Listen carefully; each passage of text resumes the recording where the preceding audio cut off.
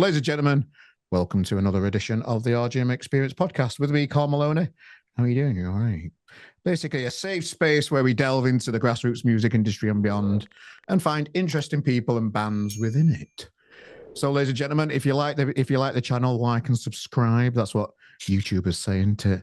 Or if you're listening on Spotify, just click the button to like it. All the new shows will be coming your way each week here at the RGM Experience podcast. But now, ladies and gentlemen, we've got a cool couple of lads. We've got Lyle and Barry from Box of Trash. Hi, mate. You all right? You all right, sir? Yeah, I'm fine, lads. Where do we find you? Ayrshire, is it? Aye. All right. Well, there's something in the air with Scottish music at the minute. I mean, we've had quite a few Scottish bands on the podcast. We've had Dictator on. Aye. I think they're half and half. The Vida Boys. Nick Shane from Dundee. Nick Shane. Aye. Cool guy. Rianne Downey, obviously. We've had her on the podcast. Aye. Shambolics. We can go on and on. There's something going on with Scottish music at the minute. Aye, it's good to know, man. Going on, isn't there? It's really good. Certainly picked up the past few years. Obviously, it has been like really good. I think the Scottish music is always kind of bubbling away in the background, but there seems to be more kind of coming out of Scotland. Aye. Yeah, it seems like exciting times, and of course we're here with you, Box of Trash. So how long have you guys been going then? Well, it was basically a side project from 2018. Aye. And well, it was myself and Barry, aye. And then it hit 2020. It was during COVID, aye. That basically it became serious. And we get invited over to Chicago to do an album. So aye, for 2018, but really serious. Aye, but 2021, aye. What else was going on if this was a side project then? What other things? Well, Barry was in a band called the Trips, aye. which then went into Savalas, but it was mainly the Trips. And then I was in a band called Dranzes, which through lockdown kind of ended.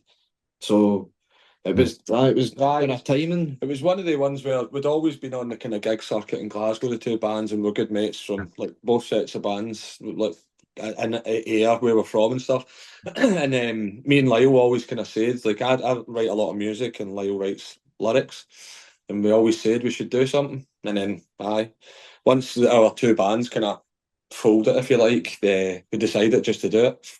Any interesting stories from the implosion of the other bands that you'd like to? No, it was on my side from the Trips. It wasn't.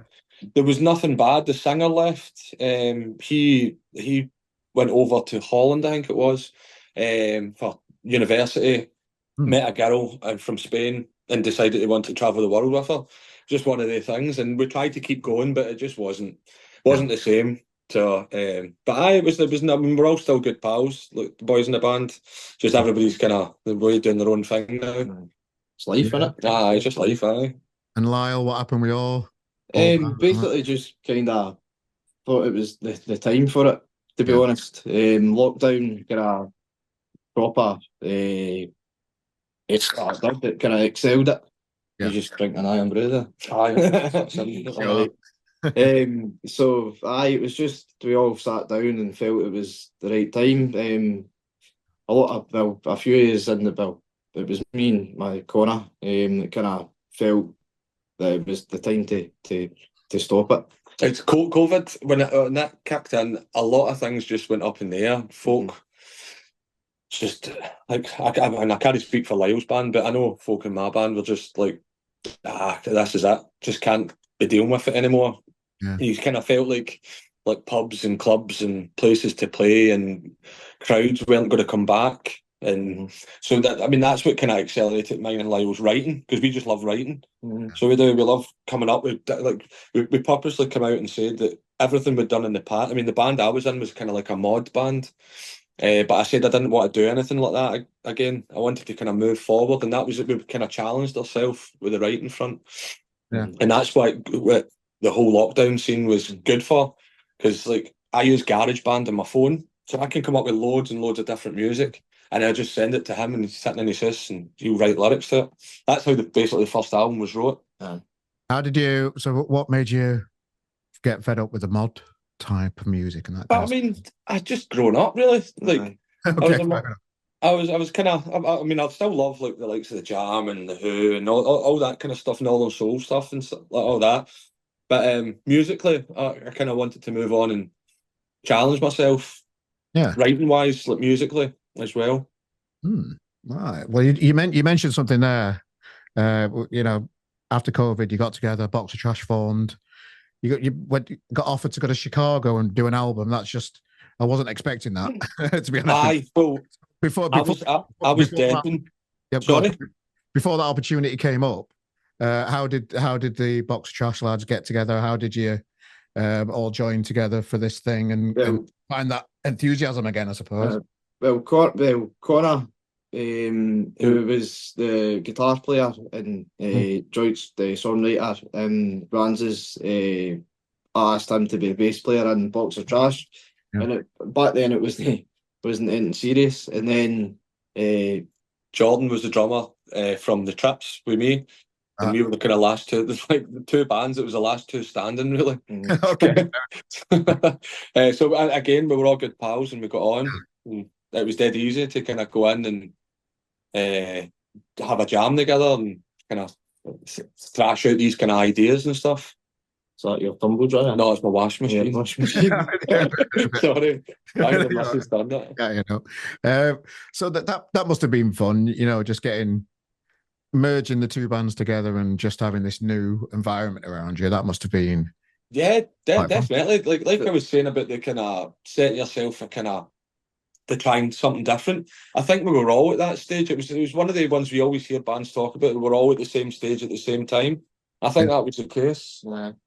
I think It's just the fact we were constantly like in 2018. There wasn't pressure to go into the studio, but we just seemed to be going into the studio once, twice a week, just creating songs and jamming, and that was it was brilliant. we Still is. Like, created such a backlog for over the years that we've actually got quite a few songs that were still not recorded from that time, even though we continue writing. Yeah. So Lightning in a Bottle. Then the band got together. Who came up with the name, and what is all the artwork about with a box on the head and all that kind of? Well, I come up with the name. I know we've got our own room, a studio. Yeah. And there's like I used to bring in like you know like the in-sleeve posters of vinyl and stuff like that, and just kind of file them over the wall, make it a bit more homely. Yeah. But I've got a vinyl collection of like 60s garage rock, and it was called the Trash Box. And I just said, why don't we call ourselves the Box of Trash? And then that way, expectations are low. Okay. Nobody's expecting a band called Box of Trash to be blowing anybody away. Oh, fair enough. And the artwork and that kind of stuff, because that's quite striking. It's quite unique. It stood out to me. And every when you're scrolling on the internet and that kind of stuff, you just think, oh, I'll have a closer look at what that is. It makes you stop and look at it. Well, I think it was your original idea, wasn't it? Well, that drew the wee guy, and it was terrible. Aye, and then I drew it. So I took a picture. I actually found the original artwork that I done. Did you? Aye. I actually found it the other day. So I drew it and then sent the lads the picture, and they're like, "What is that?" And I was like, "Trust me on this. Trust me on it." And then Barry then redrew it this way, and we're like, "Oh, that's." I mean, it was basically kind of a laugh, wasn't it? Aye. I mean, why would not just have like the wee guy with a box in his head? He's Adidas trainers on and jeans the wee tracksuit throw. No, people are naming him. These new names, Brett Trash, and it's kind of taken off that way. Yeah. No, it's very unique, and I like it. It does stand out, and it's a bit different. Yeah, it definitely is. And in this world where there's just a lot of like, I don't know, there's a lot of fucking AI artwork and really, really dull stuff going on at the minute. I like just how fun it is and how unique that stands out against. We actually paid for a guy to look, because like I said, we had the original idea, but we got a proper artist. It was an artist called Julian McLaughlin. I think he's up winning way, but I might be wrong. In Ayrshire. And we didn't actually pay him. He didn't want it. He didn't want it. So I sent him Barry's picture, and he managed to make it into a bit of an artwork. Aye. But then there was I can't remember the fella's name who actually done the cover. Oh, of the aye, I album. can't remember the same, aye. But we paid them. Oh, so we did, aye. Aye, Brett, aye, it was all Lyle's idea, and then just grows from there. But aye, Nice. it was a cool wee Cool character. character to have, aye. So how do you get to into a position where you're a brand new band, and then somebody says, "Let's go to Chicago and record an album"? There's got to be how does that happen? Well, with like I said, I was saying earlier, I'd use GarageBand a lot to record some music. So I had this kind of spacey music, and I sent it to LYLE, and we're big fans of a band from Chicago actually called the Red Walls. And they supported Oasis on the Don't Believe the Truth tour. And they played Hamden. And so I was big into them, and they've got a song called, what is it? They Are Among Us. Mhm. And it's about like wee aliens and stuff like that. And Lyle's like, I always wanted to write a song about wee aliens. So I sent him this kind of spacey music, and he wrote Spaceman. And so I was depping for a guy for a band down in Newcastle called the Tuckers. I was playing bass for them, and they had a guy from Chicago over recording them and stuff like that. And I met him, and I had nowhere to stay, so he let me cap on his couch when he was staying over here. So we were in the pub, and he's like, "Do you write music?" I was like, aye. I was like, I've actually just done a demo with Lyle. It's called Spaceman. I let him hear it. He's like, oh, you need to send me that. So I was like, aye, cool. So I was there the week, and we were recording, and he kept saying, you need to send me that when you're back up the road. I was like, I know, bother. And I'd forgot about it. And on the last day, he turns, he goes like, shouts over him, he's like, remember and send me that. I was like, and I forgot again, and it wasn't till he messaged me and said, can you send me that? I was like, I knew he wanted to hear it, so I sent him it. He was like, right, I want to get you over here to record an album. I was like, are you fucking joking, man? It was at that time we weren't really serious. Aye, that was the kind of messing about stage, just trying to find our way through that sound. And it was coming out of lockdown where we still wasn't serious, but it was like everything was just opening back up again. Mm-hmm. So we were thinking, what we got to do? We just got to kind of keep going into the studio, or we actually got to take it serious. So we weren't even at that kind of gave us a kick up the arse to make it serious, if you know what I mean. Yeah. So where did you get an album from then? Just from the songs that you had in mind? Did you have any demos? Or we had a backlog for 2018. Aye, so everything was pretty much there. I think on bar Here and Now. Mm-hmm. I don't think I wrote that. Doom Saturdays. No, that was there.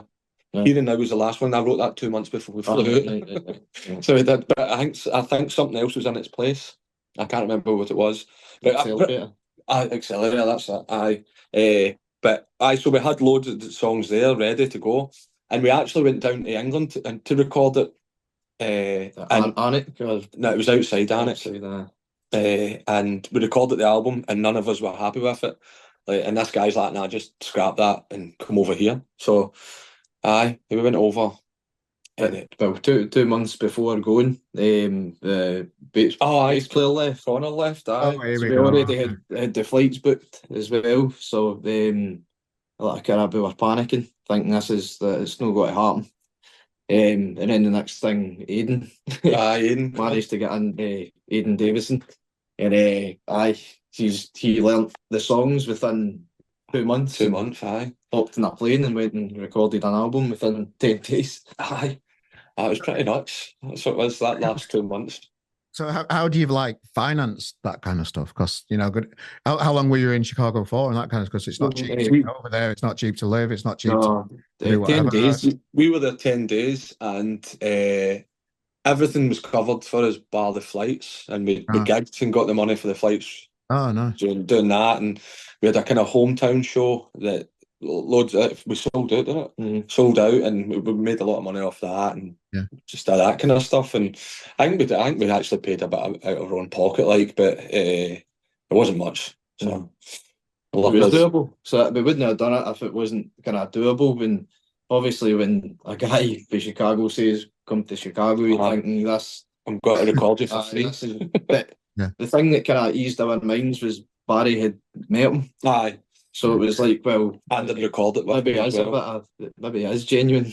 Aye. And turns out he's the soundest guy ever. He's brilliant. His name's Joan Velez. He's originally from Puerto Rico, but he moved to.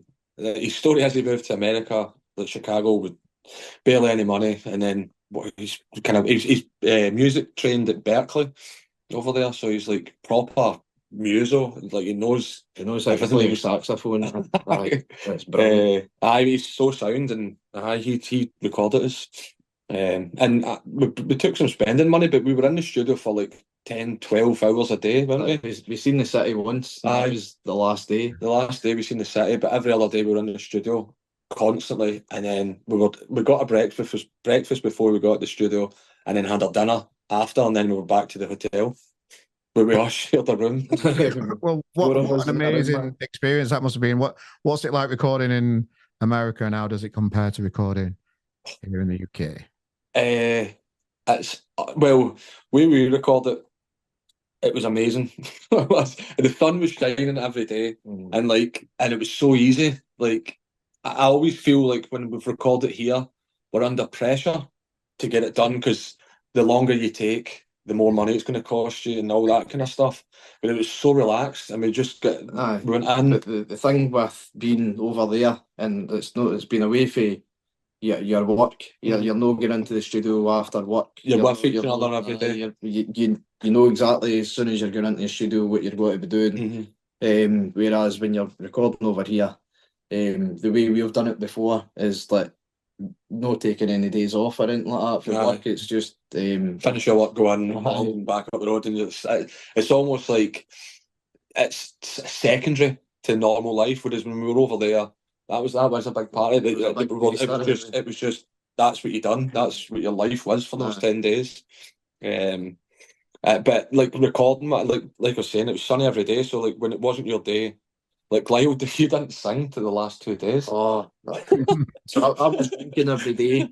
Just sitting out in deck chairs in a driveway somewhere.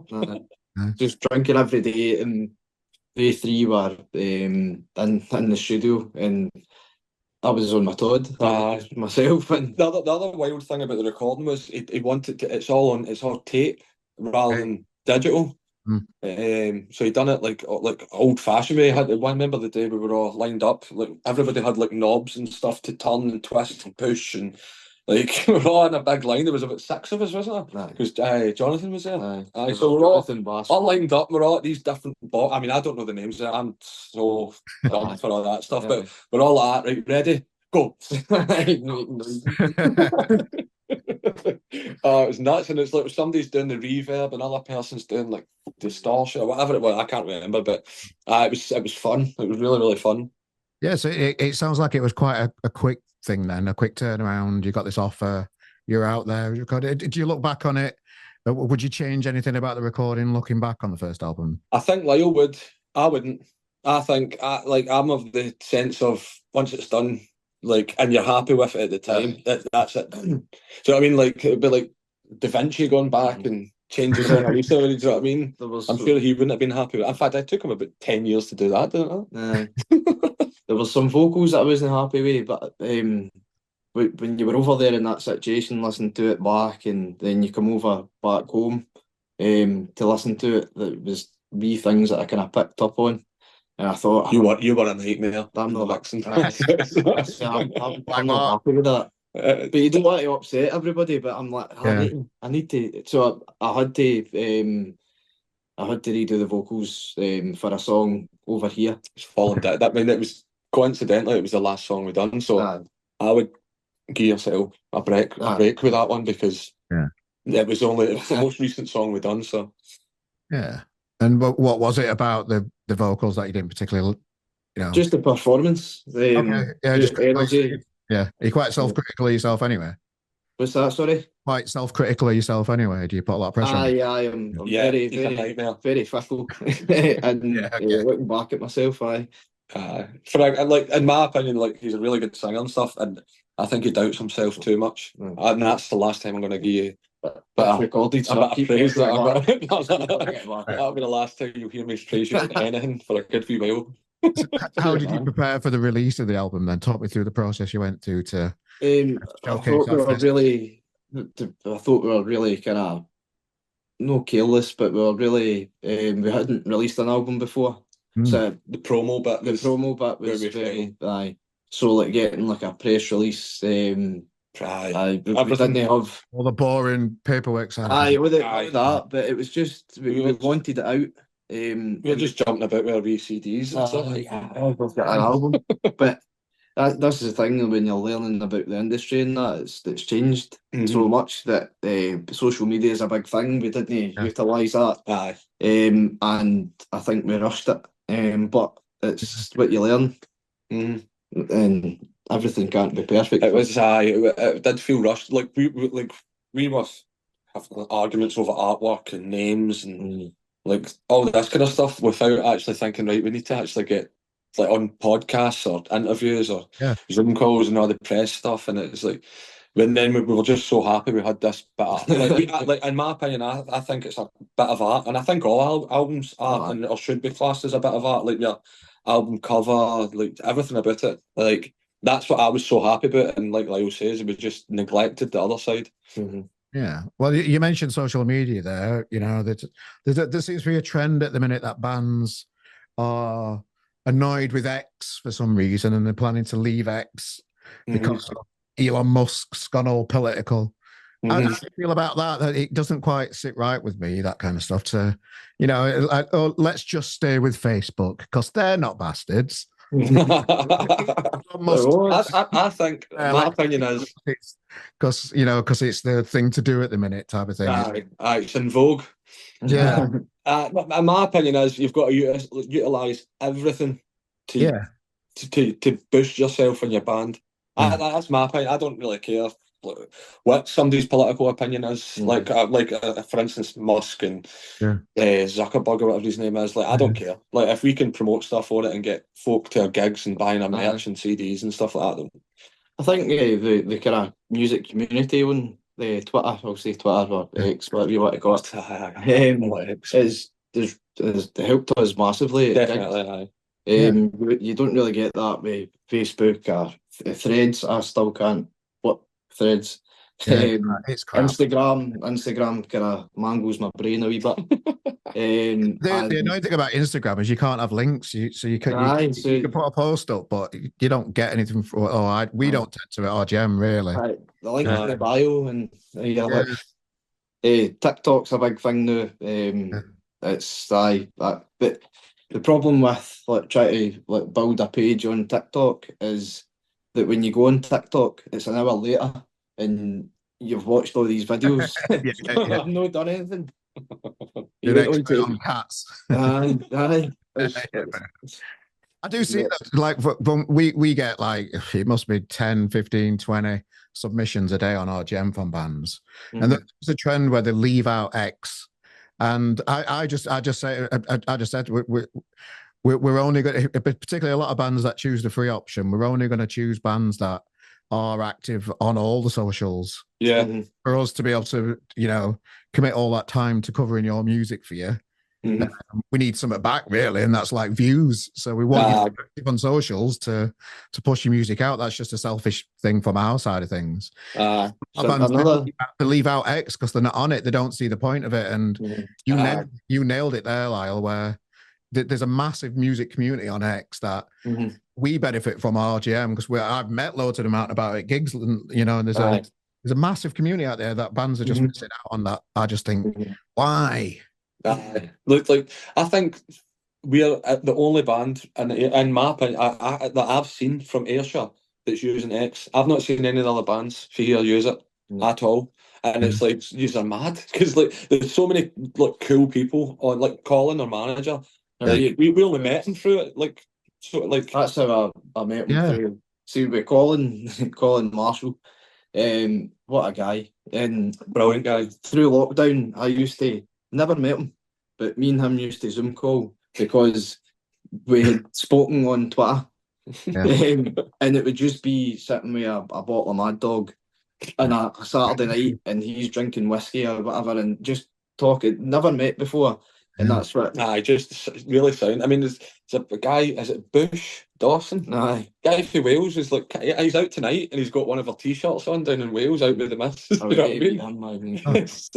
It's crazy. Like there was guys coming down from Aberdeen to come and see us the other week there. And it's only because of X or Twitter, sorry. And I don't know why it annoys me, but it just does that people can just like leave out a massive community when they're serious about being in a band. It just doesn't sit right with me. I don't know. For me, it's a weird one, to be honest, because, like I said, it's got us to the point. I mean, it's got us to speaking to you. So I mean, it's got us. Yeah, I've picked loads of bands because I'm scrolling through X miles too many hours. Just through the RGM things and just having a nose at what's out there. I feel like I should know what's out there, you know. And it's just I don't know. People say it's like a cesspit and shit, but you only see what you've been searching for. So it's kind of it's kind of your own fault for searching for all that bollocks because you're gonna see more of it. Yeah, exactly. Things, isn't it? Anyway, fucking social media. Right. How do you find like doing all the reels and all that bollocks? It's another part of what bands are supposed to do these days, creating video content and reels, all that shit.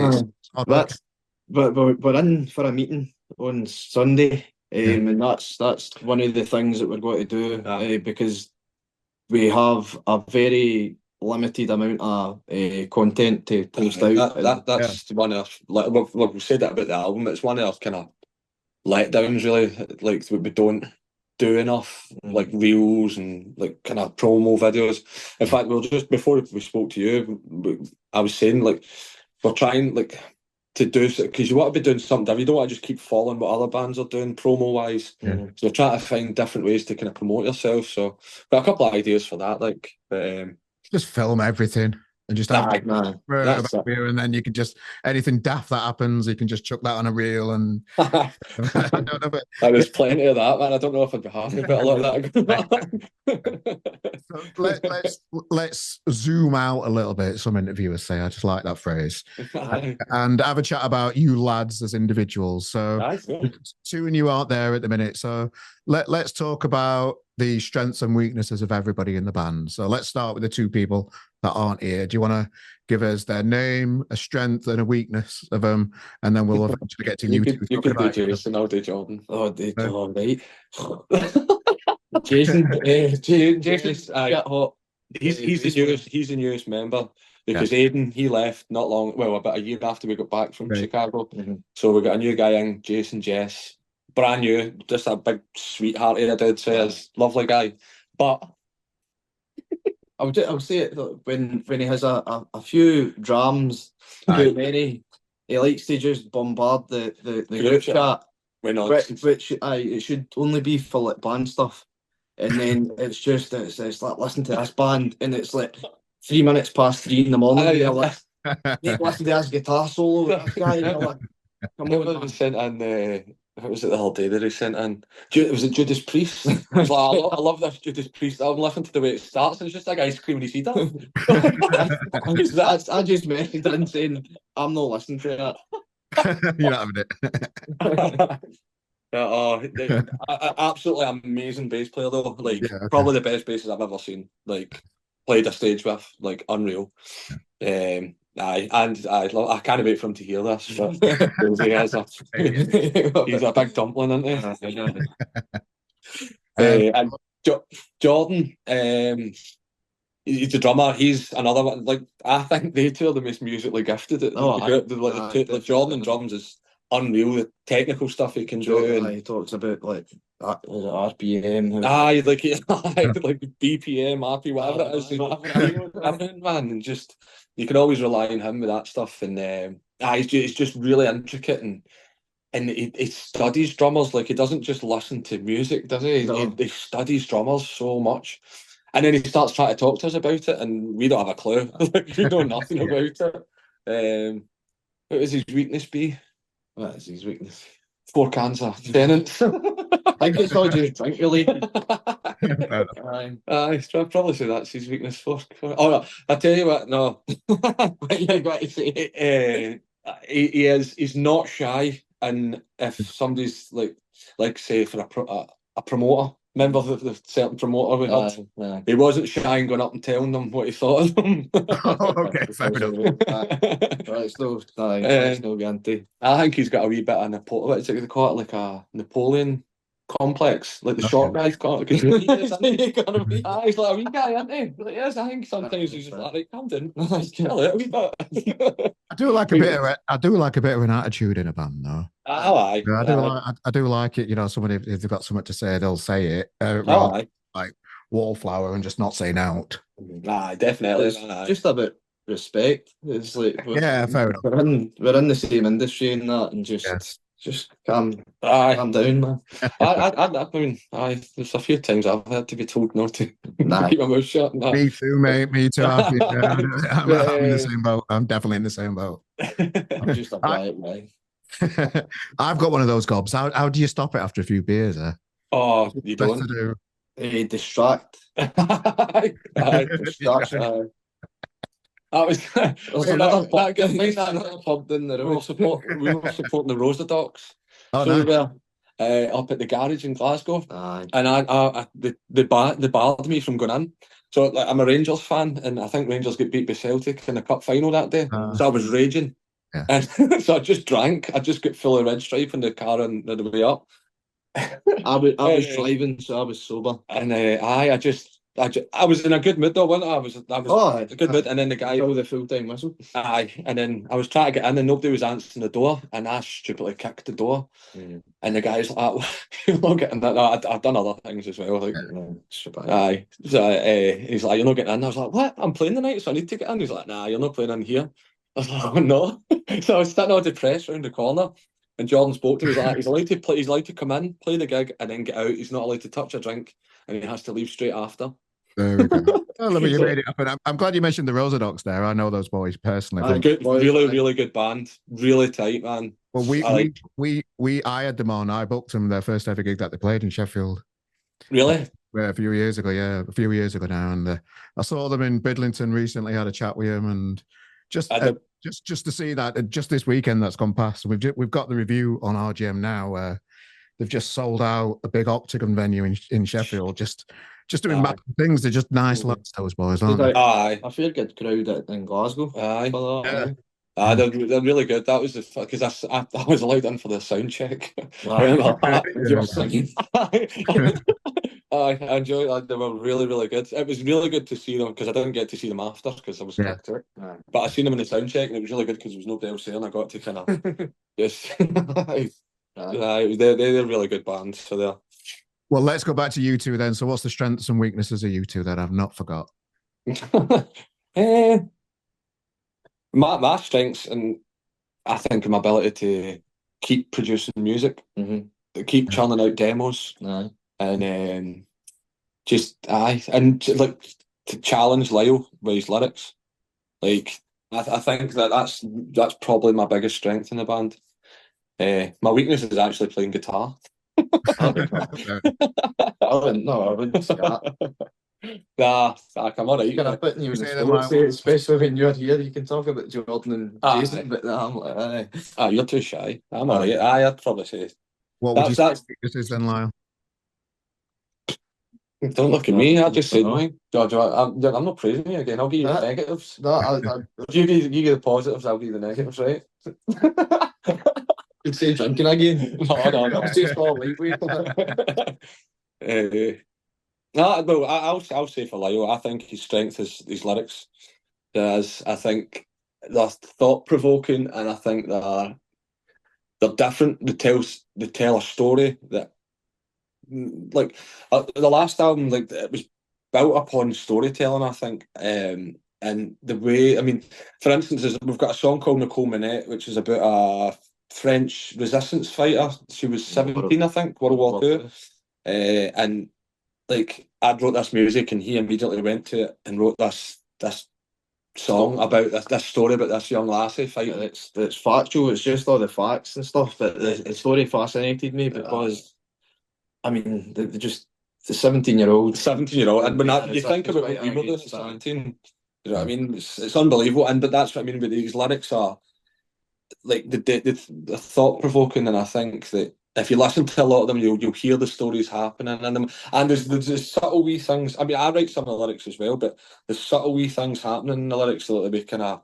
don't know the right describing word to say it, but there's wee subtle things in them, like wee kind of. I don't know. I'll watch that back as well. But his weakness is he's far too nice. Oh, And you? yeah. It was just like folk walk out of the tap here. That's why I do it. You know, Are you quite shy then, Lyle? Are you quite shy then, Lyle? I think I'm just too laid back. I'm alright with like confrontation and that, but it's that I can. It gets to a boiling point with confrontation. Like I can take a lot of it, but then it takes a lot for me to get my back up. Nah, it does. Where I'm too laid back. I just want to get the job done, sort of thing. But one little question I've got for you, Lyle. What is it about castles that you like, mate? Oh, mate, honestly, I don't know. My mum and dad just said when me and my brother were younger, just taking us to all these castles, and I've just been obsessed. I love a castle, man. I can. Like, Is it a bit castle? I like a castle. It's all right having a walk around. But it's like obviously it's been there for hundreds of years. You know, is it the grandness or is it the brickwork or what is it? Oh, I don't know. I mean, you're into sandstone and that, and your job. So, but I just think I went to Isle of Man and had a walk around the castle. There's a few around there. It's just nice to be walking around these old chambers and where. I don't know. There's stories to be told with them, and a lot of history, and a lot of it is like important history to what's happened in like the Isle of Britain. We're surrounded with them here as well. There's loads round about our way, so it's like obviously I'm going to say it, but it's like you had it was the Normans come over and brought the stone building, the castles and stuff like that. So it's like you went for like wooden forts and that, which still, well, I better shut up. Go on, you're right. I love it. Honestly, you can't feel the heat coming off him. Yes, I know. Okay, fair enough. Well, there's no wrong with liking a castle. I like it. No, there is. No, there's nothing. No, nothing. And congratulations as an order as well. You're getting married next year, mate. Thank you, man. Nice one. So, how's that? Being in a band, it's relationship settling down and stuff. It's financially stressful. Yes. Yeah. It's a bit annoying. He's not asked me to be his best man. Yeah. Okay. Fair enough. There's still time. There's still some time. I'll have a page boy or something. You can dance down the aisle if you want. You could dance. and Barry, a little birdie, tells me that you're into ancient civilizations and I love all that stuff. Mysteries and all the likes. For a bit then. It's just it all started really well. I started watching Ancient Aliens, and I don't really believe in aliens at all. And it just it's showing you all these monuments across the world, and I was like, what the fuck actually happened there? Like, how did ancient man I'm a stonemason betrayed as well, so it totally blew my mind how folk were moving these. I don't know, there's like 1,000-ton block at the Parthenon or whatever it is. But that's what I was like. But with castles, how did they build castles? And then Barry showed me like the pyramids and stuff, and I'm like, it's honestly like it just blows my mind because I don't think they're properly explained at all. No. I don't, and that's I love that. I love mysteries. But that's one of my favourite things outside music, really, because everything all I pretty much do is work, and then it's music. I think my wee boy, he's in a band now as well, so wow, he's constantly wanting in the studio and show me what Oasis song he's learned now. And you were jamming, man. How did that?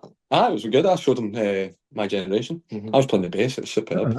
And what's your kids' band called? They're called the Misfits with a Y. Oh, there we go. So my wee boy and his pal, they're kind of wee mods. They go about the wee kind of mod cafes and that. Just sit about and have like wee hot chocolate and that, listen to the music. That's what I maybe should start doing again. But aye, they're really good. They're just starting. They're just doing covers. They've wrote their first song, and it's amazing. Like the Stone Roses. Honestly, it's unreal. Like the music, he showed me it, and I was like, "You wee dick." You got to steal it? No, Oh, no. It's too hard. It's too hard, fair enough. Well, a little bit tells me you've got a bit of a live EP coming out later this year as well, boys, before Christmas. So, aye. talk us through a little bit about that and all. You know, you got so much going on. That was from our last gig at where was it? McHugh's in Glasgow. Aye, that was the last gig of the year, and it was a sellout. So we thought it'd be quite a good one to get captured and kind of just to kind of keep us, because we're going to be releasing an EP at some point next year before an album we're going to record. So we're just trying to keep ourselves ticking over musically. So this EP, I think it's got one new song on it, the live, and the rest is like kind of the album stuff. But it's so like the live version of our songs are so different from the album, because the albums look more refined, but like live it's just let loose in it, especially with us. It's some of them tempo goes up. I would probably play them a wee bit faster. Aye. It's not worse as a music fan go and watch a band and it just sounds exactly like the album, though. You don't. I cannot get into that. Like one of my favourite live albums, The Who, live at Leeds. Honestly, unreal. The Who aren't a good album band. They're not live band. Like I've watched Isle of Wight live at Leeds. Honestly, unreal. And that's what I think we're like as well. I mean, I like all the recording stuff. I like spending the time and refining it and getting kind of weird sounds and stuff like that. But there's nothing that beats. It's the rawness playing. Aye, the rawness live, a packed the feeling venue, and just you can feel that, because I mean we're all shouting and screaming on stage and getting the crowd going and all that. Right and about it. But it does. I mean, we've not mixed it yet, so that we've still to do a bit of that. But it sounds really good. It probably captures us really well live, I think. Yeah, nice one. Well, it sounds like you've got an interesting year coming when we switch over and get this Christmas thing out of the way, and New Year. It's like you've got a lot going on. It's going to be busy next year, definitely. Because like I was saying, we're playing Aberdeen, and that's the first 22nd of March. That's the first one on the calendar. Hopefully that's going to tie in with running about the EP release. That's going to be is it 4 songs we're going to have in that EP? I think 4 or 5. 4 or 5. Just depends on like the backlog and what's. Nah. We need to think about what's going on the album. Aye. I mean, album 2 is going to be. It's going to be a wee bit of change of pace, I think, isn't it? Different sound. Aye. More kind of, would you say, hip hoppy? Aye, but there's a few. I got into hip hop, like old school hip hop. Yeah. Kind of summer there, and a lot of my writing or music that's kind of reflected is nothing. I absolutely love nothing more now than that proper like old school funky bass line and drum beat, just grooving with nice wee kind of sound effects and stuff like that. That's another challenge. It's not just. I mean that's what I was saying earlier. Like, I love to challenge myself. So, but that's album 2. I don't know if we said like we're going to Nashville this year to record our album. Next year. Oh wow. Okay. So that's with the same guy, but he let one of his pals, who's a recording engineer, hear our first album, and he said he wants to record us now. So we're going over there to do that.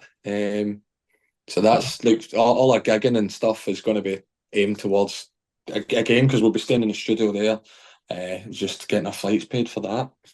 Well, lads, I've really enjoyed getting to know you and look forward to the new year and seeing what box of trash you're going to throw at us. It looks like you've got a lot going on. We'll put a link to the gig in Aberdeen so people can, Thank you. They can take it, and a link to the socials so you can get involved with the band, give them a follow and all that kind of stuff. Is there anything, Lyle and Barry, is there anything you'd like to? And thanks for your time today, guys. I appreciate it. No, thank you for having us on. You're welcome. You're welcome. Is there anything that you'd like to share with the box of trash fans just before we let you get off and enjoy the rest of your evening? Just thanks for the support. Keep it coming. We appreciate everybody who's bought a CD, got a T-shirt, or just gave us a follow, anything. We really appreciate it of everybody that's kind of helped us get to where we are just now. I know it's cliche, but it does keep us going. It's cliche, but it's the truth. So I just appreciate everybody that keeps us ticking over, and Aye, and who can't wait for us to bring out more music, because we can't wait either. Well, Barry, Lyle, thanks for joining us today. If you've enjoyed the chat, invest in the band, get to know them, jump on the socials, give them a follow, all that kind of stuff. Like and subscribe to the video if you're into that kind of shit. And ladies and gentlemen, thanks for joining us for another edition of the RGM Experience podcast with me, Carl Maloney. I'll see you next week for another one. And again, Lyle and Barry, crack on. Kick Cheers, man. five up the arse, lads. Have it. Thanks, man. Hey, ladies and gentlemen, welcome to my little studio. We're just having a look around. This is where I record loads of good chats. And you know that already because you've just finished one. Ladies and gentlemen, if you enjoyed it, have a look around. Look at this. There's different videos all around here. New videos that you can enjoy too. I promise you, it'll be all right. Nice one. Thanks for tuning in again, guys. See you soon.